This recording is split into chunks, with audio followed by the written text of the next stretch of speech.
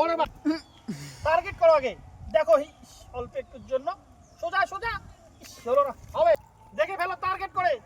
দেখো দেখো হলো না, পরের বার আস্তে এক হাত দিয়ে এরকম করে দাও, আস্তে করে দেখে টার্গেট করে। ওই অল্প একটু স্টার্ট, দেখে টার্গেট করো আগে। দেখো সোজা সোজা হাতটা আগায় দাও, হাতটা আগায় দাও, দেখে ফেলো টার্গেট করে ফেলো ফেলো অল্প একটু চলো স্টার্ট